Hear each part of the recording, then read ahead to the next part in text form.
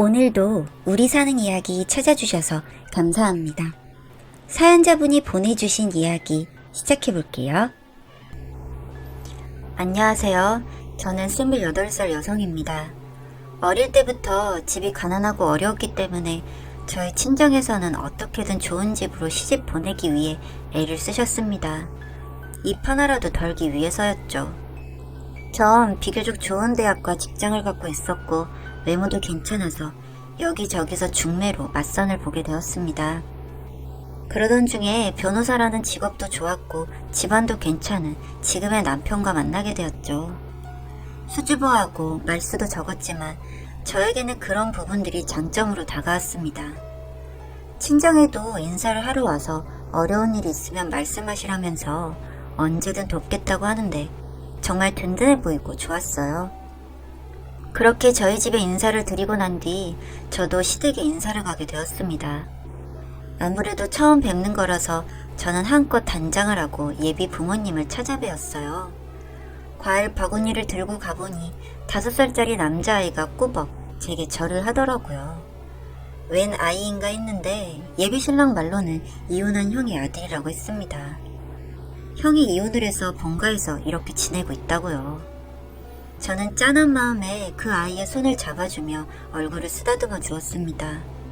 어린애가 무슨 죄인가 싶어서 안쓰러운 마음이 들더라고요. 혹시라도 저를 싫어하시면 어떻게 하나 반대하시면 어쩌나 걱정을 했는데 다행스럽게도 시부모님은 저를 예뻐해 주셨고 서둘러 나를 잡자고 하셨습니다. 제가 너무 마음에 든다면서 얼른 가족으로 함께 하자고 하시는 겁니다. 제가 딱히 잘난 부분은 없다고 생각을 해서 그런지 그렇게 환영하시는 시부모님들을 보니 전 어리둥절하긴 했지만 그래도 저를 반기는 집과 결혼을 하는 거라 저 역시 많이 기뻤습니다. 시부모님께서는 신혼살림은 1년간 시댁에 머무르며 지냈으면 한다고 하시더라고요. 솔직히 저는 걱정이 컸습니다만 이런 제 마음을 잡으시려고 했던 건지 다른 조건을 하나 더 말씀하셨습니다. 저희가 1년간 시댁에서 사는 대신 허름한 다가구 주택에 사는 친정집을 최고급 아파트로 옮겨주겠다고 약속하셨습니다. 예비신랑은 친정 부모님과 집을 보러 다녔고 시댁과 멀지 않은 주상복합 아파트 55평을 계약해 주셨어요. 저희 부모님은 눈물까지 흘리셨고 저도 고마운 마음에 앞으로 더욱 잘하겠다고 다짐했습니다. 이렇게 나를 환영해주고 친정까지 챙겨주는 시댁을 만난 게 정말 제가 복이 많다고 생각을 했어요. 그렇게 시간은 빠르게 지나갔고 저희는 호텔에서 성대한 결혼식을 올렸습니다. 친구들도 저를 많이 부러워했고 저도 참 뿌듯했습니다. 세상에 부러울 것 없는 그런 신부였어요. 결혼식을 치른 후 시댁 살림은 시댁 2층에 마련되었고 고급 저택에서 시작한 결혼 생활은 행복했습니다. 시어머니가 하루는 저에게 잠깐 내려오라고 하시면서 저를 부르셨습니다. 제게 5살 된 조카를 잘 살펴주고 아껴달라는 것이었습니다. 시댁에서 살기로 정해진 순간부터 저 역시 이 부분에서도 마음의 각오를 하고 다짐했던 터라 잘 알겠노라고 말씀드렸습니다. 그때만 해도 뭔가 이상한 느낌을 눈치챘어야 했는데 저는 설마 했고 신혼생활이 너무 행복해서 그냥 남편과 하루하루 즐겁게 시간을 보냈습니다. 그러던 어느 날 저희는 잠깐 야외로 놀러를 가게 되었는데 남편이 조카를 데리고 가자고 하더군요. 솔직히 내키지 않았지만 시부모님의 당부도 있고 해서 전 셋이 함께 외출을 했습니다. 조카는 어리지만 영악했고 어떻게 하면 사랑을 받는지 다 아는 그런 아이였습니다. 한마디로 어른 머리 꼭대기에 있었던 거죠. 그날도 제 남편의 무릎에 앉아 계속 있었고 전 남편에게 말 한마디 건네기도 어려웠습니다. 아마 아이 키워보신 분들은 아실 거예요. 아이를 데리고 어딜 가는 게 힘든 일이고 서로 대화하는 것도 힘들다는 것을요. 식사 시간이 되자 준비해간 도시락을 먹었는데 도시락도 먹여달라고 하면서 입을 아 하고 벌리면 저와 남편이 돌아가면서 먹여주어야 했습니다. 문제는 얼마 지나지 않아 벌어졌습니다. 집으로 돌아가는 길에 아이는 잠들었고 남편이 안고 있던 터라 조카를 데리고 뒷좌석에 앉겠다고 하는 겁니다. 전 황당했지만 이내 참고 운전대를 잡았습니다. 두 사람은 마치 부자지간처럼 그렇게 서로 껴안고 잠이 들어 있더군요. 전 이런 여행이 계속될 거라 생각하니 화가 스물스물 올라왔습니다. 제게 너무 넘치는 상대라는 것을 잘 알고 있었지만 할 말은 해야겠다 싶었죠. 그렇게 다음날 남편에게 조카에 대한 애정이 지나친 거 아니냐, 둘만의 여행이나 외출을 하고 싶다며 제 의견을 내놓았습니다. 그러자 남편은 얼굴이 굳어지며 그런 것 하나 이해 못 해주냐고, 그럴 거면 앞으로 저와 외출은 하지 않겠다는 겁니다. 전 너무 놀라서 펑펑 울었습니다. 전 남편을 사랑했고 어쨌거나 부부 사이에 누군가 끼어드는 게 싫어서 말을 한 건데 그 앞에서는 속 좁은 아내로밖에 안 보인 거죠. 그리고 솔직히 우리 자식도 아닌데 왜 형님네 자식까지 이렇게 맡아가면서 살아야 하는지도 힘들었고, 그 아이 때문에 우리가 신혼이라 즐길 수 있는 것들을 포기해야 하는 게 좀 억울했습니다. 이런저런 생각을 하다 보니 점점 더 슬퍼지고 마음이 잘 추스러지지가 않더군요. 그렇게 제가 오랜 시간 슬퍼하자 그제서야 제가 안쓰러웠는지 앞으로 자기가 더 노력하겠다면서 저를 안아주었습니다. 전 이번 일은 넘어가지만 다음에 또 그러며 브레이크를 걸어야겠다는 결심을 했어요. 계속해서 이렇게 살 순 없다고 생각했으니까요. 그렇게 시간은 지나고 전 속이 메스껍고 어지러워서 임시 테스트를 했더니 2줄이 나왔습니다. 임신을 하게 된 것이죠. 저는 조금 설레는 마음으로 시부모님과 남편에게 이 사실을 알렸습니다. 시어른들은 뛸 듯이 기뻐하시면서 몸조심하라고 먹고 싶은 것 있으면 다 사주겠다고 말씀하셨죠. 하지만 의외였던 건 남편의 행동이었습니다. 말로는 좋아하는 것 같았어도 표정은 전혀 그게 아니었습니다. 전 그런 남편의 반응이 너무나 섭섭해서 남편과 일주일이 넘게 말을 섞지 않았어요. 그도 제가 토라진 게 미안했는지 아기용품을 잔뜩 사가지고 들어왔더군요. 그러면서 자신이 이런 일이 처음이다 보니 리액션이 부족했던 것 같다면서 마음 풀라고 자신도 우리 아기가 생겨서 너무 좋다고 하더군요. 그리고 빈방에 아기방을 이제부터 꾸미자고 해서 전 화가 조금 풀렸습니다. 그런데 그날 이후 점점 더 이상한 일이 일어나기 시작했습니다. 어느 날 백화점에서 쇼핑을 하고 돌아오는데 담벼락 옆에 어떤 초라한 여자가 서서 저를 보고 있는 거였어요. 누구냐고 물으니까 도망을 치더군요. 저 뭔가 수상함을 느꼈지만 워낙 입도 심했고 제 몸이 힘들어서 그냥 들어왔습니다. 밤에 잠을 청하는데 유독 낮에 있었던 일이 생각나는 겁니다. 그리고는 결혼해서 처음으로 악몽을 꾸게 됐어요. 그 여자와 남편이 사귀면서 관계를 맺는 꿈을요. 전 아무리 꿈이지만 경악했고 자다가 일어나서 한참을 뒤척였습니다. 그 후로는 집에 들어올 때 근처를 살피는 버릇이 생겼어요. 임신 중기에 접어들면서 제 몸이 무거워지고 하니 조카하고 놀아주는 게 힘들었습니다. 하루는 조카가 총싸움을 하자고 덤비다가 제 배를 치는 바람에 통증을 견디지 못하고 옆으로 넘어졌습니다. 전 너무 화가 났고 아이를 심하게 야단쳤습니다. 아무리 천지분간을 못한다고 해도 이건 아니다 싶었죠. 그런데 조카가 시어머니한테 가서 울면서 제가 자기를 밀쳤다고 하더군요. 이 영악한 꼬맹이가 그렇게 말을 하는데 순간 저게 악마구나 싶었어요. 어머니는 저를 부르시더니 임신하고 예민한 것은 알겠는데 감히 장손에게 손을 대냐며 제가 눈물을 펑펑 쏟도록 꾸지람을 하셨습니다. 전 너무 속상했습니다. 제 뱃속의 아기보다도 그 아이가 이 집안 사람들에겐 전부인 것 같아 정말 화도 났어요. 그래서 그날 퇴근한 남편에게 말을 했습니다. 남편만큼은 저와 제 아기 편을 들어주리라 믿으면서요. 그런데 웬걸요? 그 얘기를 전해들은 남편은 저에게 화를 내면서 임신한 게 유세냐며 적당히 하라며 퍼부었습니다. 그게 너무 충격이었을까요? 잠을 잡으려고 해도 잘 안 돼서 뒤척이고 있었는데 갑자기 복통이 심하게 왔고 하혈을 하게 되었습니다. 너무 심한 출혈이라 119를 불러서 병원에 실려갔어요.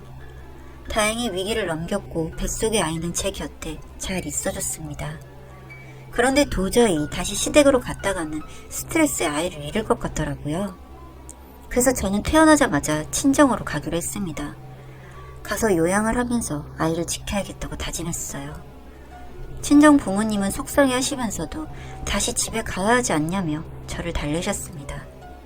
전 너무 가고 싶지 않아서 어떻게든 좀 더 있어 보려고 친정 거실에 앉아 있었는데 친정엄마가 갑자기 생각난 듯 일어나시더니 집에 제 앞으로 온 편지가 한 통 있다면서 가져오시더라고요. 한 달 전쯤 왔는데 깜빡 잊고 전해주지 못했다면서요. 보내는 사람의 이름도 없는 이상한 편지였는데 궁금해서 뜯어본 순간 전 충격에 휩싸였습니다. 내용은 제 조카의 생모라는 여자가 보내온 편지였습니다. 그런데 제 조카라고 생각했던 그 아이가 사실은 남편의 아이라는 것이었죠.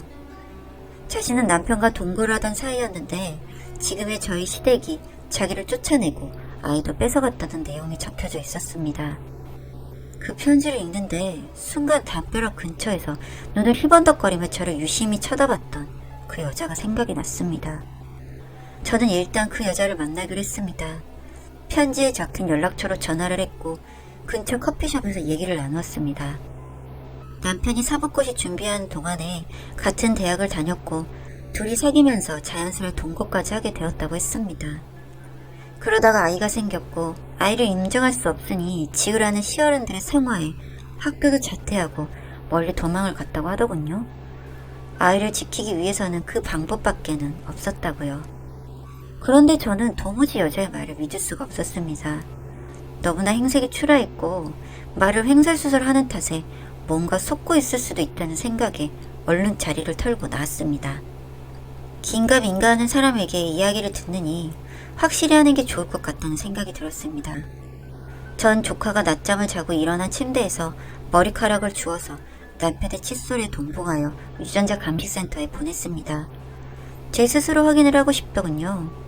그 진실이 두려웠지만 그래도 확실히 알아야겠다는 생각이 들었으니까요. 그동안 남편은 지난번의 일로 제가 계속 안 좋은 상태로 있자 제게 정식으로 사과를 했고 진심을 다해 잘해주려는 마음이 보였습니다. 그래서 전 마음속으로 많이 갈등했고 다 덮고 모른 척 살아가면 안 되나 하는 생각까지 들었던 게 사실이었습니다. 그러다고도 한 번씩 올라오는 화를 참기가 어려웠었죠. 그렇게 2주일이 지나고 결과지가 집으로 도착을 했습니다. 전 그 결과지를 보고 소스라치게 놀랐습니다. 조카와 남편은 친자관계가 성립된다는 결과지였으니까요. 설마 했던 일이 현실로 일어나자 저는 미쳐버릴 것만 같았습니다. 그래도 이런 일을 바로 티를 내선 안 된다는 생각이 들었고 며칠을 생각하는 시간을 갖기로 했습니다. 결과를 알고 나서는 정말이지 남편의 얼굴조차도 똑바로 바라보기가 힘들었습니다만 남편은 아이를 잃을 뻔했던 지난 일과 임신 탓으로 예민해져서 그러겠거니 하고 말더군요. 하루 이틀이 지나면서 저는 한 가지 결론에 도달했습니다. 저는 저를 완벽하게 속이고 기만한 그를 용서할 수 없다는 결심이 섰고 그동안 보여준 의심스러운 행동과 시부모가 조카를 제가 예뻐하는 모습을 보며 결혼을 적극 찬성했던 이유도 모두 이해가 되더군요. 그 모든 사실을 덮어두고 절 이렇게 만든 그들이 정말 소름 끼치고 역겨웠습니다. 이제 절 바라보던 그 여자가 생모든 아니든 중요한 게 아니었습니다. 어쨌든 저는 이 결혼 생활을 계속해서 이어가게 될 경우 더 큰 불행이 몰려올 것이라는 것을 직감했습니다. 변호사인 남편에게 저는 이혼을 요구했으며 제 아이는 제가 키우는 것으로 말을 꺼냈습니다. 그리고 서류도 함께 내밀었고요. 그걸 본 남편은 너무 놀라서 저에게 정신이 어떻게 된 거 아니냐며 절 말리더군요. 뱃속에 아이도 있는데 이혼은 절대 안 된다는 그 사람을 두고 시댁으로 내려왔습니다. 집안의 모든 불을 켜고 주무시러 들어가신 시부모님들도 모두 깨웠죠. 미쳤냐며 말리는 남편도 소용없었습니다. 저는 정말 미쳤으니까요. 핸드폰의 녹음 버튼을 눌러놓고 저는 우선 제 분풀이는 해야 했기에 시댁에 있는 고가의 물건들을 깨부쉈습니다. 그렇게 애지중지하던 것들을 모조리 깨부쉈는데 시부모님이 쟤 왜 저러니? 미쳤니? 하는데 남편이 알아서 말리더군요. 난리가 나자 그 조카라는 아이도 방에서 나오더군요. 저는 먼저 시부모님께 그 아이의 생모 편지와 친자 확인서를 내밀었습니다. 그들은 그걸 확인하고 놀란 눈치였습니다. 그런데 시모는 뻔뻔하게 그러더군요. 아니 그럼 너같이 처지는 계집애를 며느리로 받아들이는데 이런 거 하나 없을 줄 알고 우리 집안에 기어들어왔니? 나중에 후회하지 말고 이미 이렇게 알아버린 거 네 자식이랑 조카라고 알고 있는 네 남편 자식이랑 같이 잘 키우면 되지 않겠니? 그럼 니네 친정도 편해지고 앞으로 너도 편하게 사는 거야. 라고 개소리를 하더군요. 그냥 뭐 대꾸도 하기 싫었습니다. 남편이 감싸고 돌고 있는 그 아이에게 말해줬습니다. 너 이제까지 아빠가 누군지 모르고 살았지? 바로 그 사람이 네 아빠란다. 너에게 아빠인 것마저 속이고 그렇게 살고 있는 인간이 바로 네 아빠야. 라고요. 그랬더니 남편이 미쳐서는 저에게 덤비더라고요. 그러거나 말거나 저는 뭐 맞으면 더 좋지 하고 있었습니다. 변호사와 이혼하는 거 쉽지 않을 거라 생각했는데 뭐 한 대 맞으면 더 쉽게 가지 않겠나 해서 각오하고 있었으니까요. 그래도 이 인간도 그걸 알아서인지 절 때리진 않더군요. 저는 시부모에게 말했습니다. 뭐 그렇게나 잘나신 분들이니까 잃을 것도 많으시겠죠? 사실 전 잃을 것도 별로 없어서요. 저는 이 사람과 이혼할 건데 두 가지 방법이 있습니다. 하나는 조용히 협의 이혼을 한다. 두 번째, 온 동네가 시끄럽게 소송으로 간다. 그렇게도 남의 이목 중요시하는 분들이니 조카라고 속여온 저 아이가 알고 보니 지 아들 자식이었고 그걸 속이고 결혼을 시키려고 했다는 걸 다 알려보려고요. 그리고 당신 직업 자체가 이런 뒤가 구린 짓 하기엔 좀 그렇지 않아? 뒤가 구린 놈이 누굴 변호를 해? 이 바닥도 좁다는 거 알고 있는데 앞으로 변호사 짓도 못 해먹게 나도 가만히 있진 않을 거야. 그러니까 결정하시죠. 그렇게 저는 협의 이혼을 하게 되었습니다. 위자료로 시댁이 소유하고 있는 작은 건물 하나를 받았습니다. 현재는 제 집으로 돌아와 부모님과 함께 생활하고 있고요. 아이도 건강하게 태어나서 잘 자라고 있습니다. 이렇게 그 집안에는 조카인 손주 1명, 이제는 영영 볼 수 없을 손주 1명이 추가되었네요. 들려오는 소식에 그 아이는 그 일이 있은 후 말을 하지 않는다고 하더군요. 아이는 무슨 죄인가 싶은 생각은 듭니다만 뭐 어쩌겠어요. 돈 있는 집에서 뭐라도 해서 잘 키우겠죠 뭐. 제가 가장 기분 나쁜 건 이 인간들도 제가 끝까지 모를 것이란 생각은 안 했을 거라는 거죠. 아마도 어느 시기가 되면 제가 키우길 바라며 이야기를 꺼냈을 겁니다. 자신들은 돈이 있으니까 어떻게든 하면 제가 받아주겠거니 했겠죠. 뭐 이젠 이런 더러운 인간들은 있고 제 아이 잘 키우면서 열심히 살아보려고 합니다. 긴 글 읽어주셔서 감사합니다. 사연은 여기까지였고요. 우리 사는 이야기 시청해주셔서 감사합니다.